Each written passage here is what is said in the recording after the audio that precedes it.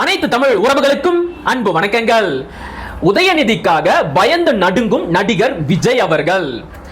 நடிகர் விஜய்க்கு இந்த பஞ்ச் டைலாக் பேசுறது, வீர வசனம் பேசுறது, கெத்து காட்டுறது, ஒரே ஆளா நின்னு யாருக்கும் பயப்படாம எல்லாரையும் அடிச்சு துவம்சம் பண்ணி வில்லனை தோற்கடிக்கிறது, இது எல்லாமே திரையில மட்டும்தான் வரும் போல. திரையில மட்டும்தான் விஜய் அவர்கள் புலியா இருக்கிறாரு. ஆனா நிஜ வாழ்க்கையில அவரு எலியாத்தான் வாழ்ந்துகிட்டு இருக்கிறாரு போல.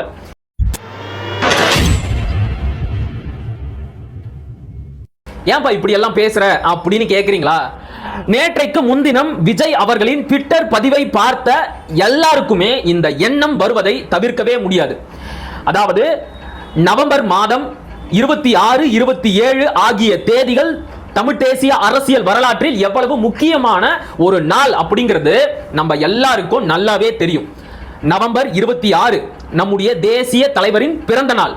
நவம்பர் 27 தாயக விடுதலைக்காக போராடி தங்களுடைய உயிரை தியாகம் செய்த மா வீரர்களுக்கு அவர்களுடைய தியாகத்தை போற்றும் விதமாக, அவர்களுக்கு அஞ்சலி செலுத்தும் விதமாக அனுசரிக்கக்கூடிய ஒரு நாள் தான் நவம்பர் 27. இந்த ரெண்டு நாள்லையும் தமிழ் தேசியத்தை தன்னுடைய ஒரு கண்ணாக ஏற்றுக்கொண்ட நடிகர் தாவேகா தலைவர் திரு விஜய் அவர்கள் ஏதாவது ஒரு பதிவு போடுவாரு. அட இல்ல, தன்னுடைய அலுவலகத்திலேயாவது ஒரு சின்ன அஞ்சலி கூட்டம் நடத்துவாரு அப்படின்னு எல்லாம் ரொம்ப எதிர்பார்த்தோம். ஆனா நம்முடைய எதிர்பார்ப்புக்கு மாறாக ஒரு விஷயத்தை செஞ்சாரு. அது என்ன தெரியுமா? மாவீரர் நாள்ல ஒரே ஒரு ட்விட்டர் பதிவு, அதுவும் மொட்டை கடுதாசி எழுதுற மாதிரி மாவீரம் போற்றுதும் மாவீரம் போற்றுதும். என்னது இது? நீங்க விஜயா இல்லனா இளங்கோவடிகளா? இளங்கோவடிகள் தான் சிலப்பதிகாரத்துல மாமழை போற்றுதும் மாமழை போற்றுதும் அப்படின்னு ஒரு வரியை எழுதி இருப்பாரு. அதையே பின்பற்றி மாவீரர்களுக்கு நீங்க அஞ்சலி செலுத்துறீங்களா? யாருடைய மாவீரத்தை நீங்க போற்றி புகழ்ந்து அஞ்சலி செலுத்துறீங்க? அதை கூட தெளிவா சொல்ல முடியல, அதுக்கு கூட தைரியம் இல்லை. அப்புறம் எதுக்காக சார் இந்த பதிவை போட்டீங்க? யாருக்காக அவங்க போராடினாங்க? நமக்காக நாடு கேட்டு, நம்முடைய இனத்திற்காக, நம்முடைய மொழிக்காக நாடு கேட்டு போராடிய வீரர்கள். அவங்களுடைய மா வீரத்தை போற்றக்கூடிய அந்த நாளில் அவங்களோட தியாகத்தை முழுமையா சொல்லக்கூட திரு விஜய் அவர்களுக்கு துணிவில்லையா? சரி, இதை விடுங்க. தேசிய தலைவரோட பிறந்த நாளுக்கு ஏன் வாழ்த்து சொல்லல? யாருக்கு பயப்படுறீங்க? அதையெல்லாம் உங்ககிட்ட எதிர்பார்க்கல. ஏன் தெரியுமா? தேசிய தலைவருக்கு பிறந்த நாள் வாழ்த்து மட்டும் கிடையாது, அவரோட பேரை சொல்றதுக்கு கூட ஒரு துணிச்சலும் தைரியமும் வேணும். அது இல்லாதவங்க எல்லாம் அவரோட பேரை சொல்லி தயவு செஞ்சு அவரை கொச்சப்படுத்தாதீங்க.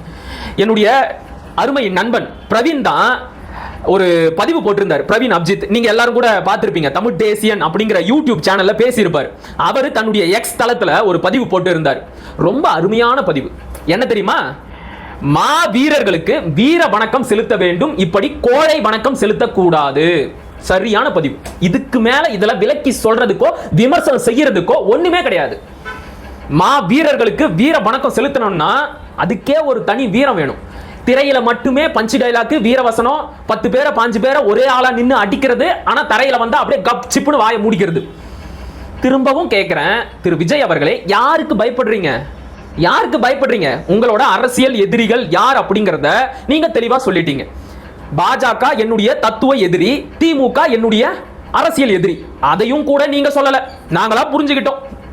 தத்துவ எதிரி பாஜக, அரசியல் எதிரி திமுக, அவங்க பேரை சொல்ற தைரியம் கூட உங்களுக்கு இல்ல. அன்னைக்கே நாங்க முடிவு பண்ணியிருக்கணும் இவர் தேர மாட்டாரு அப்படின்னு.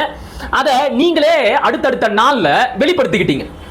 மா வீரர்களுக்கும் தேசிய தலைவருக்கும் வீர வணக்கமோ பிறந்த நாள் வாழ்த்தோ சொல்லி இருந்தா காங்கிரஸ் கோச்சிக்கும் அப்படின்னு பயப்படுறீங்களா?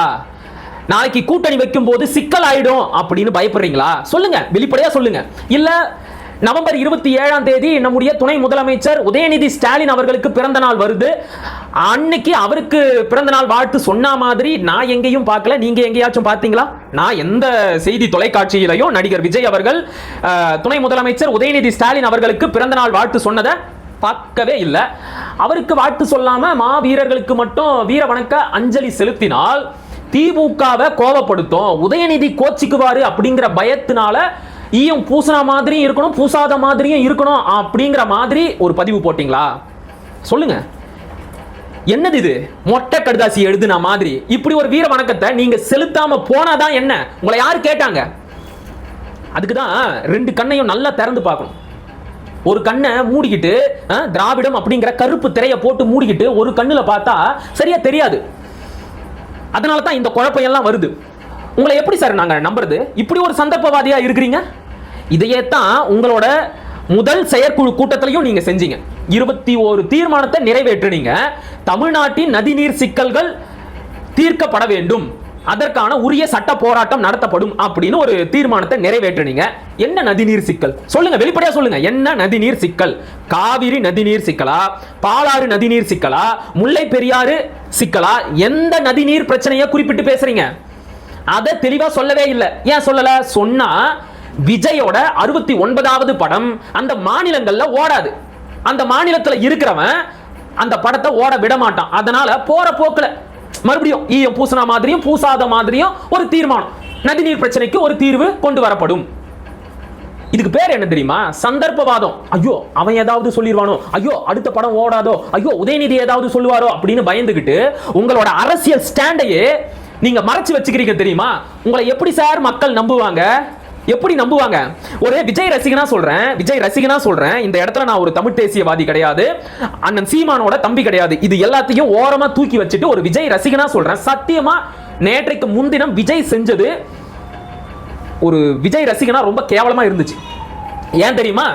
திரையில விஜய எதுக்காக கொண்டாடணும் அப்படின்னா, தனி ஆளா நின்னு எதிரிகளை அடிச்சு பந்தாடி வில்லனை தோற்கடிக்கிறாரு அப்படிங்கிறதுக்காகத்தான் குழந்தைகள்ல இருந்து பெரியவங்க வரைக்கும் உங்களை ரசிச்சு கொண்டாடினாங்க. தெளிவா புரியுதா? நீங்க தைரியசாலி சார். திரையில நீங்க பெரிய வீரன், நீங்க பெரிய புத்திசாலி. அதுக்காக தான் உங்களை தலைமையில தூக்கி வச்சுக்கிட்டு தளபதி அப்படின்னு கொண்டாடணும். அந்த வீரமும் தைரியமும் துணிச்சலும் நிஜ வாழ்க்கையில எங்க போச்சு? ஒரு தைரியசாலிக்கு தான் மக்கள் ஓட்டு போடுவாங்க. இப்படி பட்டுப்படாம அப்படியே மேலாப்புல அப்படியே பூசணாப்புல பேசுறவங்களை எல்லாம் மக்கள் ஒரு காலத்திலயும் நம்ப மாட்டாங்க. உங்கள மாதிரியான சந்தர்ப்பவாதிகளால தான் தமிழ்நாட்டு அரசியல் இந்த அளவுக்கு சீரழிஞ்சு போயிருக்கு. இதத்தான் விடுதலை 2ஆம் பாகம் படத்தோட முன்னோட்டத்துல அண்ணன் வெற்றிமாறன் மிக தெளிவா சொல்லிட்டாரு. தத்துவம் இல்லாத தலைவர்கள் ரசிகர்களை மட்டும்தான் உருவாக்குவாங்களே ஒழிய அவங்களால எந்த ஒரு முன்னேற்றமும் விளையாது. இதை விட பெருசா வேற யாராலையும் விமர்சிக்கவே முடியாது. உங்களுக்கு தான் தத்துவமே குழப்பமா இருக்கே. தமிழ் தேசியமா திராவிடமா எதுவுமே கிடையாது. செக்யூலர் சோசியல் ஜஸ்டிஸ் அப்படிங்கிறீங்க. செக்யூலர் அப்படின்னா மத சார்பின்மை, ஓகே ரைட்டு. சோசியல் ஜஸ்டிஸ் அப்படின்னா சமூக நீதி, அதுவும் ஓகே. இப்ப இஸ்லாமியர்களுக்கு 3 விழுக்காடு மத அடிப்படையில தான் இடஒதுக்கீடு, சமூக நீதி கொடுத்துக்கிட்டு இருக்கிறாங்க.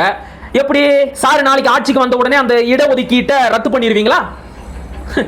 தத்துவமே குழப்பம். இதில் நீங்க அரசியல் பேச வந்துட்டீங்க. ரொம்ப தப்பு. ஏற்கனவே எம்ஜிஆர் அப்படிங்கிற ஒரு நடிகரால தமிழ்நாடு அரசியல் எந்த அளவிற்கு சீரழிஞ்சு கிடக்குது அப்படிங்கிறத கண்கூடா பார்த்துக்கிட்டு இருக்கிறோம். இதுல எந்த ஒரு கொள்கை தெளிவும் இல்லாத இன்னொரு மாஸ் நடிகர் அரசியல் செய்ய வந்துட்டார். இனி இந்த தமிழ்நாட்டை ஆண்டவன் கடவுள் அப்படின்னு யாராவது ஒருத்தர் இருந்தா அவங்க தான் காப்பாற்றணும். ஆனா கவலைப்படாதீங்க, நாங்க இருக்கிறோம். தமிழ் தேசியவாதிகள் நாங்க இருக்கிறோம். நாங்க இருக்கிற வரைக்கும் மலினமான ஒரு அரசியல் மீண்டும் தலையெடுக்க விட மாட்டோம். முதல்ல உங்களோட உறுதிமொழியை திருத்தி அமையுங்க. உறுதிமொழி எடுக்கிறீங்க, அதுல சாதி மத பிரிவினை வேற்றுமையை பத்தி பேசுறீங்க, ரைட் ஓகே. அதுல எங்க இருந்து வந்துச்சு மொழி இனம் நிலம் எல்லாம்? சார் சாதி அப்படிங்கிறது இயல்பிலேயே ஏற்றத்தாழ்வை குறிக்கக்கூடியது, சரியா? நான் இந்த சாதி அப்படின்னு ஒருத்தன் சொல்லிக்கிட்டான்னா ஒன்னு யாருக்கு மேலையாவது இருப்பான், இல்லைன்னா யாருக்கு கீழையாவது இருப்பான். அதுதான் சாதியோட இயல்பு. அதனால தான் சாதி மத வேறுபாடுகளை களைய வேண்டும் அப்படின்னு சொல்றோம்.